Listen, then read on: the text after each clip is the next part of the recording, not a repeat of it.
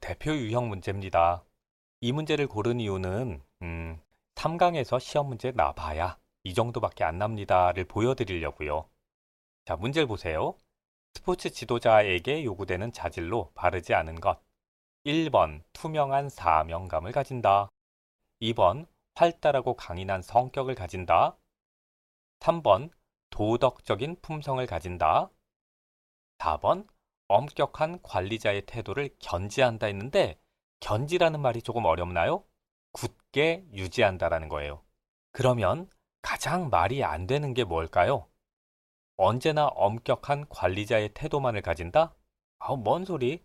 어떨 때는 안내해주기도 하고, 어떨 땐 위로자가 되기도 하고, 또 어떨 때는 프로그램 개발자가 되기도 하고, 어떨 때는 이 스포츠 팀을 홍보하는 역할도 하고, 굉장히 다양한 역할을 하지 않습니까? 우리가 스포츠 심리학에서 심리 상담이라는 개념을 공부를 했지 않습니까? 그때 그 심리 상담을 누가 하게 되나요? 우리가 심리 상담가가 되기도 하거든요. 다시 말해서 어떤 문제를 가지고 있는 선수들을 혹은 학습자를 상담을 해줄 필요가 있습니다. 그런데 항상 엄격한 관리자의 태도를 견지해 상담을 하러 왔는데 야, 잔소리하지 말고 꺼져. 가서 운동이나 해. 이러라고요? 그건 말이 안 되겠죠? 자, 이만큼이나 상식적인 내용들이 시험 문제에 나옵니다. 너무너무 쉽죠? 그래서 제가 1, 2, 3강은 괜히 공부할 내용도 없는데 붙들고 앉아서 시간만 보내시면 안 됩니다. 그런 말씀을 자꾸 드린 겁니다. 다음 중 스포츠 교육 학습자와 그 특징으로 바르지 않은 것. 상식을 동원하세요. 자, 아무나 괜찮으니까 주변에서 보셨던 2살 정도 된 아이, 그 다음에 한 8살쯤 된 초등학생, 그 다음에는 고딩 하나, 그 다음에 노년기에 접어든 분, 그런 사람들을 머릿속에 떠올려 보세요. 그리고 이제 선택지를 보시는데 선택지 1번, 유아기, 대뇌와 감각기관, 근육 등이 발달한다. 여기까지 괜찮죠? 그런데 또래 집단에 대한 신뢰와 애착을 형성한다? 2살인데 친구를 사겨. 그래서 엄마 미안한데 나 친구네 집에서 자고 올래 이래? 말이 안 되잖아. 그래서 이건 상식으로 다 풀려요. 답은 1번일 겁니다. 2번 보세요. 8살 정도 된 초딩입니다. 신체와 운동 기능이 발달합니다. 이때부터 태권도 도장 다니잖아요. 기본적인 운동 기능과 함께 도덕성이 형성됩니다. 착한 아이가 되겠습니다. 부모님께 효도를 하겠습니다. 그런 구호 외치고 다닙니다. 그러니까 2번은 맞죠?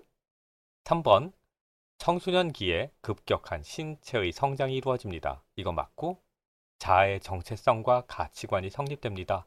나는 어떤 사람이 될 거야. 어떤 직업을 가지면 좋겠어. 그런 걸 고민하는 시기죠. 이것도 맞고요. 4번, 노년기. 체력과 운동 기능이 저하됩니다. 사회적 활동 감소하고 주변과의 교류가 약해지죠. 자, 4번도 다 맞죠? 상식적으로 다 풀리죠? 자, 이번엔 스포츠 교육을 위해서 고려해야 하는 학습자의 상태에 해당하지 않는 것. 이건요, 유사한 형태의 문제가 출제가 된 적이 있습니다. 그래서 이 문제를 골라봤어요. 이 내용은 본문을 설명을 하면서 제가 거론을 안 했었습니다. 그러니까 여러분들은 처음 보신 내용인 게 맞아요. 그런데요, 오랜만에 공부를 하거나 혹은 오랜만에 시험을 보시는 분들, 아니면 공부에 익숙하지 않은 분들, 이런 분들은 어떤 시험을 보게 되면 반드시 자기가 공부한 내용에서 그대로 시험 문제가 나올 거야 라는 기대를 가져요. 그래서 여러분들이 굳이 외우지 않아도 되는데도 불구하고 밑줄을 막 긋거나 동그라미를 치면서 그걸 읽고 계신 겁니다. 제 말이 맞죠? 그리고요, 그런 강박관념을 가지고 계신 분들은 지금 이런 문제가 갑자기 출제가 되잖아요. 그러면 멘붕이 와요. 나는 공부하는 건데 학습자의 상태는 또 뭐래? 이렇게 된단 말이에요. 그런데 그런 비밀을 좀 아셔야 합니다. 어떤 비밀이냐면 시험 문제가 10개가 있어요.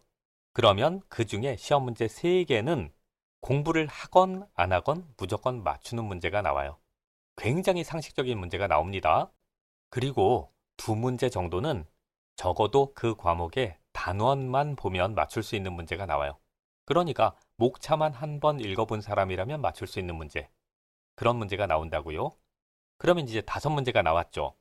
그 다음에는 또 2문제 정도는 책을 2번만 읽으면 다 맞출 수 있는 문제가 나와요. 그러면 7문제입니다. 그러면 나머지 3문제가 공부한 사람이 맞출 수 있는 문제란 말이에요.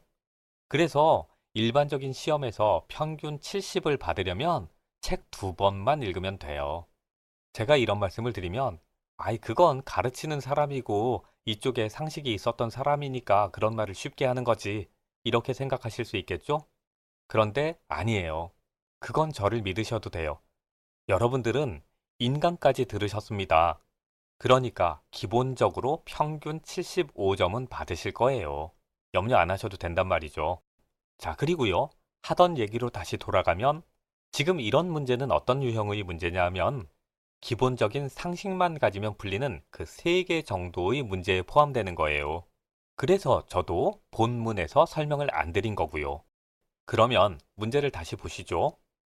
스포츠 교육을 위해 고려해야 하는 학습자의 상태랍니다. 그러면 이제 우리가 스포츠 지도자가 되었는데 어떤 학습자가 스포츠를 배우려고 우리한테 왔습니다. 그러면 우리는 그 사람을 가르치기 전에 그 사람의 어떤 측면들에는 관심을 기울이고 고려를 해야 되는데 그러지 않아도 되는 것들도 있을 거란 말이에요. 자, 순수하게 스포츠 교육이라는 측면에서만 접근을 해보자고요. 자, 1번. 그 학습자의 체력과 기능, 이거 고려할 겁니까? 안 할 겁니까? 노년기인 어떤 학습자가 왔는데 그 사람의 체력이라든가 운동 기능을 고려하지 않고 일반 청년에게 가르치는 것처럼 가르치잖아요. 그러면 잘못하면 큰일 납니다. 그 큰일이 뭔지는 말씀 안 드려도 되죠. 2번째는 학습의 동기입니다. 나중에 체육관을 운영을 해보시면 여름방학 때쯤에 살이 띵띵하게 찐 녀석이 엄마 손에 끌려서 나타나는 경우가 있어요. 아, 정말 있어요, 그건. 제가 기본편 강의할 때도 이 말씀을 드렸는데 체육관에서 흔히 볼 수 있는 장면이에요. 그런 녀석들은 학습의 동기가 바닥에 있습니다. 절대로 스스로 운동 안 하고요. 어떻게 하면 땡땡이를 칠까 그것만 고민을 합니다. 그리고 체육관 오다 말고 새고, 그리고 나중에 엄마한테 체육관 왔다 갔다고 말 좀 해줘요. 이런 전화를 체육관으로 하기도 하더라고요. 그러면 그런 학습자가 왔을 때 스포츠 교육이라는 것이 정상적으로 진행이 되겠습니까? 절대 안 되죠? 그래서 그런 학습자는 동기를 유발하거나 동기를 촉진하는 것, 그런 방법들을 고려를 해야 될 겁니다. 자, 그 다음에 학습자의 인지와 정서 상태입니다. 학습자가 엄청 불안해하거나 혹은 우울해하는데 그런 학습자를 빡세게 훈련을 시킵니다. 그러면 스포츠 교육의 효율이 떨어지겠죠? 그리고 학습자의 인지 능력이 낮은 경우가 있잖아요. 유아기나 아동기 같은 경우에는 아직 인지 능력이 충분히 성장하지 않았지 않습니까? 학습자가 그렇게 어려서 인지 능력이 충분히 발달하지 않은 경우엔 다칠 위험도 있고 하니 더 세심하게 관찰을 해야 되겠죠? 자, 그러면요. 1, 2, 3번은 스포츠 교육을 위해 고려해야만 하는 학습자의 상태가 맞습니다. 이번엔 4번을 보자고요. 학습자의 성장 배경, 경제적인 배경. 이런 건요. 스포츠 교육이 아니라 체육관 운영을 위해 고려해야만 하는 내용 아니겠습니까? 그러니까 순수하게 스포츠 교육을 위한 고려사항은 아닐 거란 말이죠. 그래서 답이 4번이고요. 자, 어떠세요? 이런 문제가 나왔을 때 너무 당황하지 마시고요. 내가 공부한 내용에서 그대로 시험 문제가 나올 거야. 이런 기대만 버리시면 공짜 문제가 수두룩해요. 우리는 20문제를 가지고 한 과목 시험을 보는 거니까 그 중에 6문제는 무조건 공짜 문제일 거예요. 이런 유형의 문제일 거란 말입니다. 시험 문제 풀 때 너무 쫄지 마시라고요.